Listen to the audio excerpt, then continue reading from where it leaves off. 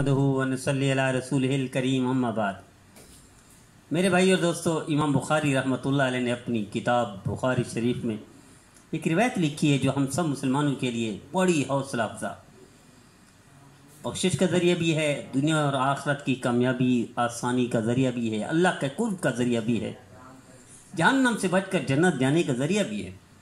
اور آسان عمل ہے، حج کرنا نہیں ہے، قربانیاں نہیں کرنی، پیسے نہیں خرچ کرنے، کچھ نہیں کرنا۔ کیا فرمایا نبی کریم صلی اللہ علیہ وسلم نے؟ ارشاد فرمایا من کان فی حاجت اخیہ کان اللہ فی حاجتہ۔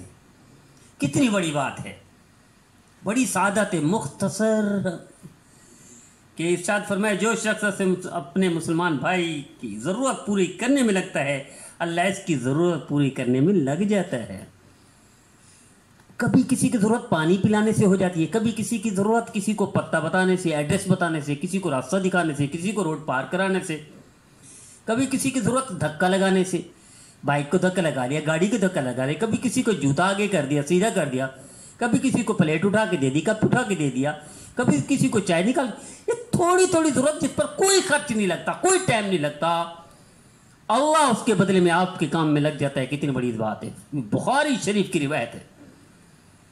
کیوں نہیں عمل کرتے؟ کیوں ہمیں دور رہتے ہیں سعادت سے؟ کیوں محروم رہتے ہیں اس سے؟ میرے عزیزو آئیے تو آگے سنیں، نبی کریم صلی اللہ علیہ وسلم آگے کیا ارشاد فرماتے ہیں؟ جو کسی مسلمان کا دکھ دور کرتا ہے، اللہ تعالیٰ روز قیامت کے دن اس سے دکھ دور کرے گا۔ کتنی بڑی بات ہے۔ جو آگے فرمایا نبی کریم صلی اللہ علیہ وسلم نے، جو کسی مسلمان کے عیب پر پردہ ڈالا، اللہ تعالیٰ اس کے گناہوں پر پردہ ڈال دیں گے۔ لیکن مسلمان کیسے گر گیا کہ پردہ نہیں ڈالتا، عیب پردہ وہ کرتا ہے، فاش کرتا ہے، عیب اچھالتا ہے، عیب بیان کرتا ہے۔ حالانکہ میرے اللہ کے رسول کو یہ پسند نہیں تھا، یہ مسلمان کا شیوا نہیں تھا۔ مسلمان ضرورت پوری کرتا تھا مسلمان کی، اللہ اس کی پوری کرتا تھا۔ مسلمان پردہ ڈالتا تھا، اللہ اس پر پردہ ڈالیں گے۔ مسلمان دکھ دور کرے گا، اللہ اس کے دکھ کر دے گا۔ لیکن آج الٹا ہو گیا، الٹا پہیا چل رہا ہے، الٹا پہیا گھوم گیا۔ آئیے میں اور آپ طے کر لیں کہ میرے نبی کو یہ پسند نہیں تھا کہ مسلمان عیب بیان کرے، عیب فاش کرے کسی کے، مسلمان دکھ دے کسی کو، گالی دے، غیبت کرے، برائی کرے، مسلمان کسی کے لیے انکار کرے، ضرورت پوری نہ کرے۔ آئیے ہم ایسے کریں جیسے میرے نبی کا فرمان ہے۔